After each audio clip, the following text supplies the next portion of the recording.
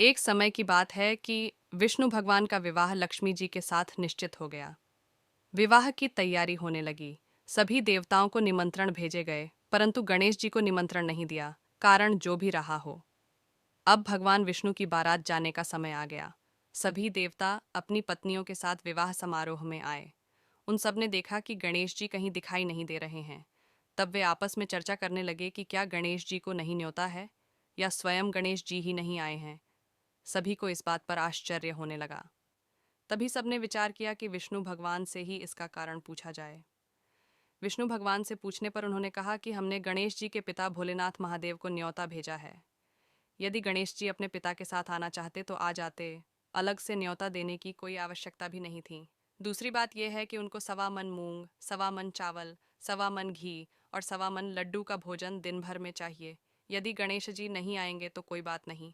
दूसरे के घर जाकर इतना सारा खाना पीना अच्छा भी नहीं लगता। इतनी वार्ता कर ही रहे थे कि किसी एक ने सुझाव दिया, यदि गणेश जी आ भी जाएं तो उनको द्वारपाल बनाकर बैठा देंगे कि आप घर की याद रखना। आप तो चूहे पर बैठकर धीरे धीरे चलोगे तो बारात से बहुत पीछे रह जाओगे। ये सुझाव भी सबको पसंद आ गया, तो विष्णु भगवान ने भी अपनी सहमति दे दी। होना क्या था कि इतने में गणेश जी वहां आ पहुंचे और उन्हें समझा बुझाकर घर की रखवाली करने बैठा दिया। बारात चल दी। तब नारद जी ने देखा कि गणेश जी तो दरवाजे पर ही बैठे हुए हैं, तो वे गणेश जी के पास गए और रुकने का कारण पूछा। गणेश जी कहने लगे कि विष्णु भगवान ने मेरा बहुत अपमान किया है।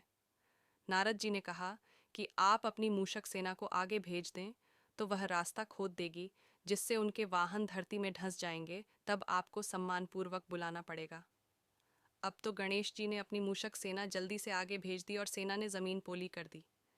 जब बारात वहां से निकली तो रथों के पहिए धरती में धंस गए। लाख कोशिश करें परंतु पहिए नहीं निकले। सभी ने अपने अपने उपाय किए, परंतु पहिए तो नहीं निकले बल्कि जगह जगह से टूट गए।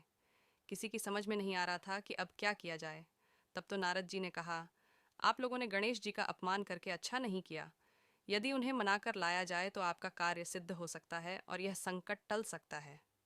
शंकर भगवान ने अपने दूत नंदी को भेजा और वे गणेश जी को लेकर आए।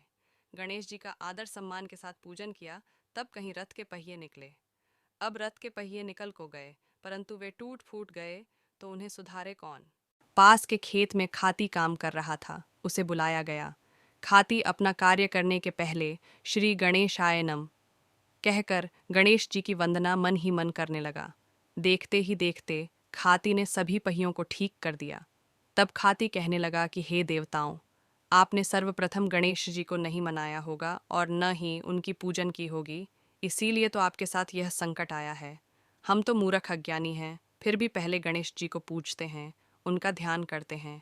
आप लोग तो देवतागण हैं, फिर भी आप गणेश जी को कैसे भूल गए। अब आप लोग भगवान श्री गणेश जी की जय बोलकर जाएं तो आपके सब काम बन जाएंगे और कोई संकट भी नहीं आएगा। ऐसा कहते हुए बारात वहां से चल दी और विष्णु भगवान का लक्ष्मी जी के साथ विवाह संपन्न करा के सभी सकुशल घर लौट आए।